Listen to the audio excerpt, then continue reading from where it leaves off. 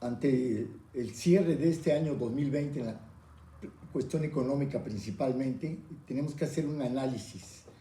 Si este año la economía va a caer posiblemente el 9% o un poco más, y el año próximo empezará a partir el crecimiento de ese 9%, tenemos que ver qué fue lo que pasó con los últimos años, con las últimas décadas en México. México se conformaba en los libros como un cuerno de la abundancia, donde había peras, manzanas, uvas, pero parece ser que eso ha ido mermando. Cuando entra el gobierno federal Miguel de la Madrid, le toca una época muy difícil. Llega en un año a tener una inflación del 159%, llega a tener crisis porque la economía venía muy golpeada, estaba recibiendo a Pemex con mucho adeudo y mucho desorden en la economía. Posterior a él entra Carlos Salinas de Gortari y trata de renovar la economía utilizando mucha tecnocracia. Y con ello, bueno, lo que le ayudó en ese momento fue que se firma el Tratado de Libre Comercio. A partir del 1 de enero de 1994 arranca este TLC, que es lo que ayuda a México para poder dar avance tecnológico a toda nuestra industria, cosa que no teníamos. Y eso fue lo que nos ayudó mucho y se empieza a consolidar un poco dos aspectos, el turismo y empieza a haber un poco más de remesas. Posterior a ello, entra el doctor Ernesto Zedillo Ponce de León a consecuencia de un asesinato al candidato de un partido político, Colosio, y el 1 de diciembre toma él, gana las elecciones y toma el gobierno.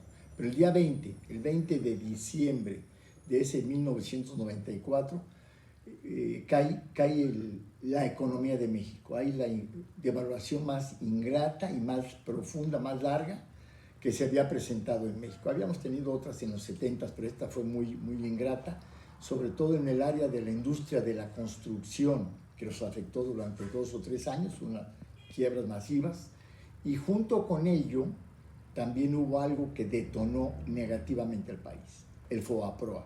Este se había formado en 1990, lo habían hecho, lo habían organizado, pero en el 95 tratan de rescatar a los bancos, pero lo que hicieron fue rescatar a 6,000 grandes créditos de empresas y de políticos y de empresarios, 6,000 de 600,000, o sea, solamente rescataron al 1% de los créditos, pero ese 1% de los créditos representaba en ese momento el 90% del gran monto.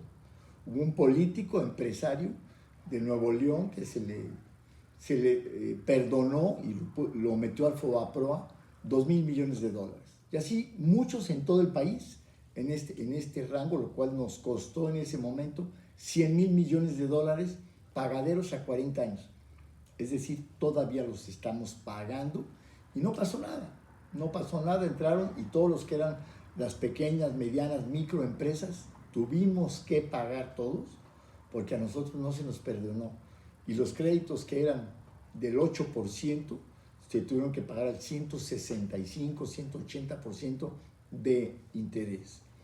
Posteriormente a ello, con finalizar Ernesto Ponce de León, Ernesto Zedillo, llega la alternancia, por primera ocasión otro partido político, distinto al que había ido los últimos años, y llega Vicente Fox Quesada. Con él la economía se estabiliza un poco, se empieza a consolidar dos aspectos, que es el turismo y las reservas internacionales. Estas reservas empezaron a crecer. Fox termina con 70,000 millones de dólares, el dinero de las remesas de los braceros también, de los que trabajan en Estados Unidos, y posterior a él lo sucede Felipe Calderón. Felipe Calderón llega también con una economía que se mueve mucho porque le tocan dos devaluaciones, una en el 2007, que es a consecuencia de los créditos que dieron hipotecarias, bancos, etcétera, en Estados Unidos, que daban crédito hipotecario a todo el mundo. Eso creó la quiebra de muchas organizaciones, de muchos entes financieros en la Unión Americana y nos afectó también a nosotros. En Estados Unidos, Lehman Bros. Y otras compañías tuvieron que cerrar y quebrar porque estaban mintiendo algunas de ellas en sus números. También allá se cuecen habas. Y cierra Felipe Calderón ya con una reserva económica, una reserva internacional ya un poco mejor de 108,000 millones de dólares. Y con un punto rojo ya que se venía viendo, Pemex. La mal llamada empresa productiva empieza ya a crecer su adeudo, que hace algunos años era de 20,000 millones de dólares, ya con Felipe Calderón ya estábamos hablando de 80,000 millones de dólares. Y el último sexenio que vimos que cierra, que es el de Enrique Peña Nieto.